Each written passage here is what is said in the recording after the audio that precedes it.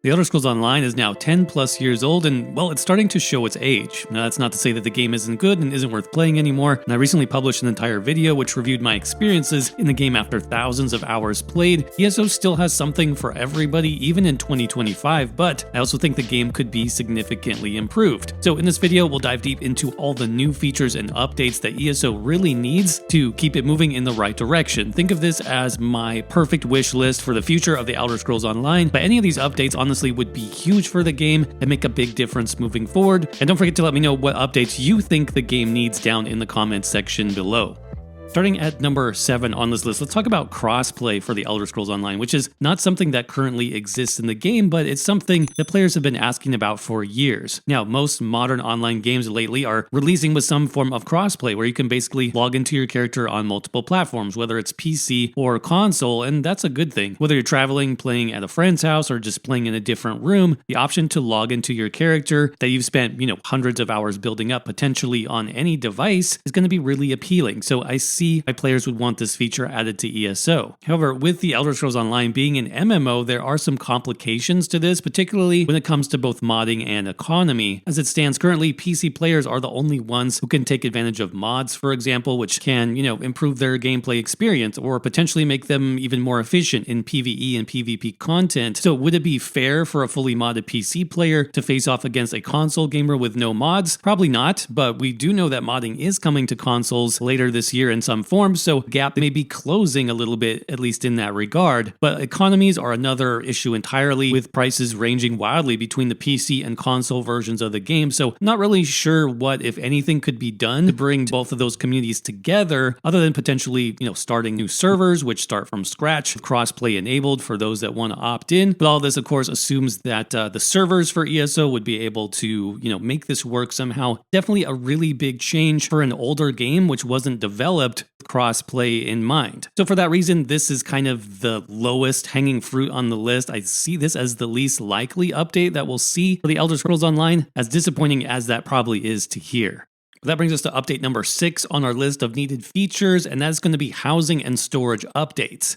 This is kind of similar, where there are some technical limitations, I think, but it is interesting to note that there was a housing update last year for ESO in 2024 that was called Home Tours, and this did add some better functionality to the housing system, especially for console players who couldn't make use of add-ons. Home Tours basically allowed players to share and visit and recommended player-made homes on their server. It included things like custom tags and nicknames for better organization, and it really focused on giving players the chance to more easily share their creativity. So while this was a good update in terms of adding that built-in functionality for housing, again specifically for consoles who didn't have add-ons, it didn't really solve some of the major challenges with ESO housing, including the limits on housing items, lack of useful housing items like weapon racks and armor mannequins, and otherwise a lack of customizable storage. So while housing is getting updates, it's still lacking some of that core functionality and expansion, leaving players asking for more. So my hope is that something can be done here in the near future to upgrade the housing system. Now, storage itself is another issue in general, where players are continually running out of slots, both for their characters' inventory and their bank account inventories, which the game is slowly addressing, like the new change coming to disguises, for example, moving those to collections rather than keeping them as individual items. But storage is still a huge issue in this game, especially with it being this big, with so many different types of items and systems. So hopefully they can continue to clean up the mechanics of both housing and storage, make these easier for players, because we want to play the game and not an inventory management simulator. All right, this next one is big, so much and so that I've talked about it at length in a completely separate video. But what I would love to see is some quality of life updates for ESO companions. Now, companions in the Elder Scrolls Online, it is one of my favorite systems in the game for many reasons. I think the characters themselves are great. The questing and the voice acting is extremely well done. That's been really consistent since the system was introduced about 4 years ago. I love the latest Khajiit Necromancer companion. Zareth Var is basically my new main companion, just because his voice acting and his backstory are both really unique. So it is a really great system, even on just a surface level. But other than, the 2 new companions that the game has added every year, almost none of the core elements of companions as a system has really been updated since it went live to the game almost 4 years ago. And that is pretty concerning. Now, one of the newest issues that we're running into is now that there's 8 companions, we have this issue where repeated skills are starting to get used by multiple companions as part of their loadout. And that's because we have 8 companions now, but only 7 full classes in the game. So it seems like the devs may be running low on abilities to pull from when creating those new companion skill sets. And that to me is a big problem because it does sort of go against the uniqueness of each companion. For example, Tan Lauren, the newest companion, has 2 separate skill lines inspired by the Dragon Knight class with multiple abilities simply copied over from Bastion's skill set, where all 3 of his skill lines are Dragon Knight themed. So now we're starting to see a little bit of overlap there. And I think one of the issues here is maybe they've just solely focused on, releasing 2 companions every year a little bit too quickly, where instead I think they just need to focus on the core systems and how companions works to actually improve it. For one thing, we still cannot craft or upgrade companion weapons or armor in any way. So that's a bit of a letdown, especially if you're a crafter who's, heavily invested into those crafting skills and you just want to update your companions with crafting, but all you can do is farm random drops, or you can spend hundreds of thousands of gold for just a better, trait on a weapon or something like that. So companion crafting and upgrading, that's sorely lacking. But then there's also the fact that companions still don't have their own inventory and that your character has to carry around their extra weapons and armor for them. Now, this can be a huge burden to manage, and it makes those inventory issues that we talked about earlier even worse because now I'm managing a whole set of companion items potentially in addition to my own. So yeah, my hope with companions is that they stop releasing them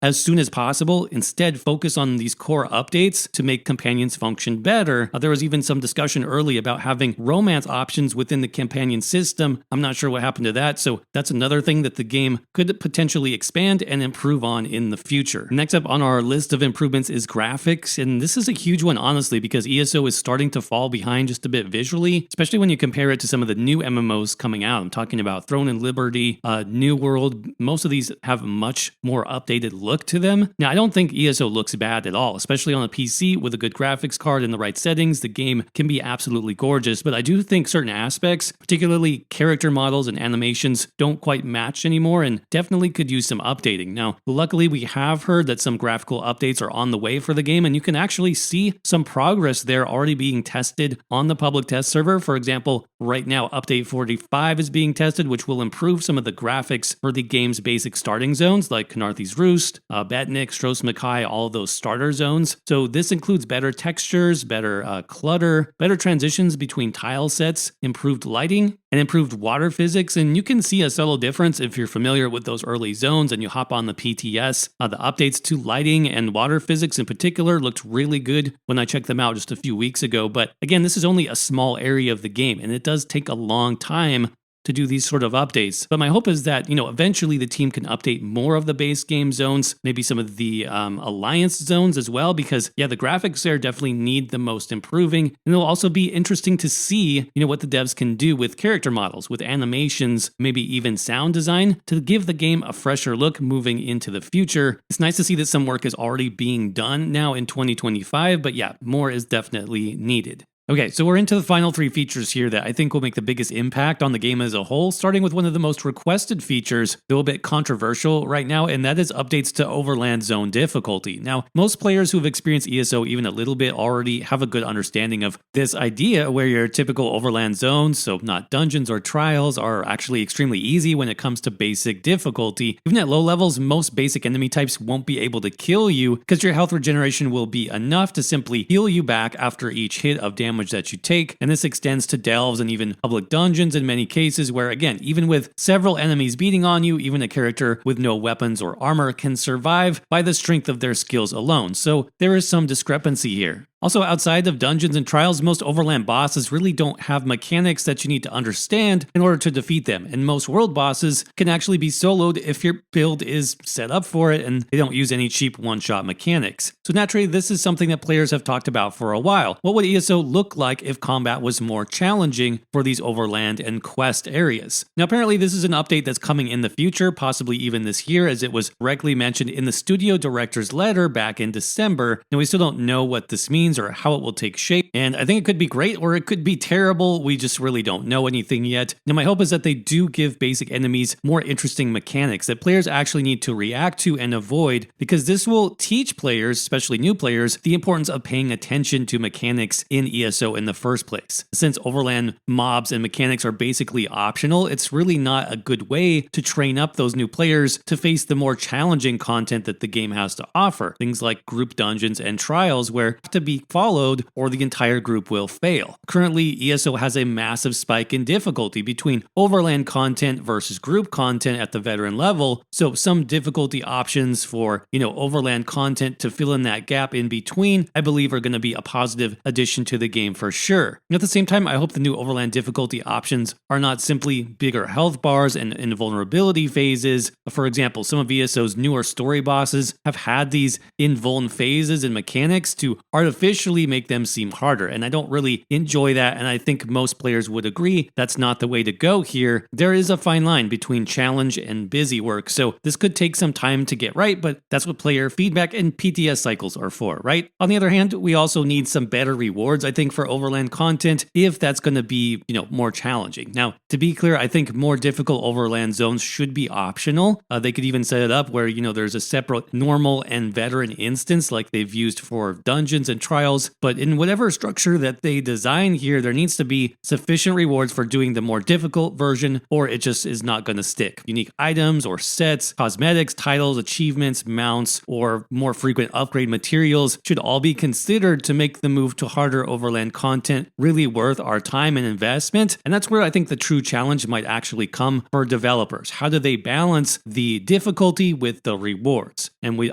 don't know yet, but I believe we will see the first stages of this roll out in 2025, so we don't really have that much longer to wait. So on to our final two feature requests, and I saved these for last because not only do I think these are the best here, but I also think that these will bring in the most players for ESO in the long run, which always needs to be a consideration, especially when looking at the future of the game. ESO always needs to bring in new players coming to check the game out every year, and based on our past experiences with this MMO, we already know that these two features tend to do the best. Now, number two on this list is a new class for the Elder Scrolls Online, and I know what you're thinking. ESO just got a new class in the Arcanist recently, so yeah, I don't expect to see this coming into the game this year necessarily, but that doesn't mean that the devs aren't already working on it, and I definitely think they should be working on this because the new class is far and away one of the best features to get people's attention for the game, both for new players and for returning players alike. Now, the Arcanist class released back in 2023 was pretty dramatic, both in terms of the class theme as well as the visual style, the animations, the sound design, all of that was really unique. So I think the devs have shown that really anything is on the table in terms of new classes in the Elder Scrolls Online. And I don't think they're done adding them to the game by any means. It's one of the best features of the game, period. In fact, I hope that we continue to see new classes and combat styles added to the game, every few years moving forward, because it is exciting and it does make the game feel more fresh. Now, in terms of what will be next for a new class, obviously nobody really knows for sure at this time, but I think there are some obvious choices for like combat styles that are somewhat lacking in the game currently, and these are gaps that could be easily filled by adding a new class into the game. Some examples of this include a monk class or a bard class, or even like a graybeard / dragonborn style class from, Elder Scrolls Skyrim. Any of these class ideas would be a great option and give players a lot to enjoy in the game for the next several years. So I'm sure that ESO is not done adding new classes yet, and hopefully we'll see one again soon. But I also understand that classes can be somewhat limiting, especially for players that might not want to start over completely from scratch. And that's why I think this number one option would probably be the best new feature of all, and that is adding some new skill lines to the game, particularly for new weapon types. And now, as far as I know, there's never really been a new weapon type added into ESO in its 10 plus year history. We've always had the same weapons available, both for, magicka and stamina, and the options are a little bit limited. So I think an update that adds new weapons, definitely the longest coming and also the most frequently requested by players. Now, just going back to previous Elder Scrolls titles, for example, we can find a few options which aren't technically in ESO yet. Weapons weapons, like the crossbow, for example, which we see in Skyrim and earlier Elder Scrolls games. That can make a full appearance in ESO as another ranged weapon type. Even, going back as far as Morrowind, that game had spears as a weapon type as well, so there's another possible weapon that ESO hasn't fully explored yet. Yeah, I know both of these are technically in the game as, class and guild skills, but come on, ESO definitely needs new weapons after all this time. Even the traditional Elder Scrolls schools of magic are a bit limited in the Elder Scrolls Online, at least compared to those earlier games where there was a clear defining point between them. Now, technically, yes, we do have destruction and restoration staves. We might even have some of the other, magic types represented sporadically here and there among different class skills and even guild skills. But what if ESO also added another magic type weapon that pulled in more of those magic spells, like a one-handed wand that could be combined with either a shield or a secondary weapon, or another type of two-handed staff that focused, more either on conjuration, alteration, or even illusion magic. I think this could open up things a lot for players that don't necessarily want to start over on a new class, but are looking for something new and something different to improve their character and maybe spike their interest in the game again. But those are the 7 most needed features I see in Elder Scrolls Online right now that are currently missing. It is cool to see that some of these that we talked about are actually being worked on this year, and we may see those improvements soon, but there's always more that can be added to the game, and honestly, any of these additional features I think would be huge in attracting new players and helping old players to be more excited about the game as well. But as always, let me know what you think down in the comments section below. Which new features do you think ESO really needs the most to keep the game moving forward into the future? And as always, thanks for watching. Everybody, just a quick note that we're still rolling out members-only builds and guides right here on HDM for our Tier 2 Elite Squad, like our updated Unkillable Solo Stamina Nightblade. This build has over 13,000 health recovery fully buffed, so you don't even need to slot a heal, you just automatically heal up as soon as you take damage. So it's the perfect Nightblade build for soloing in ESO.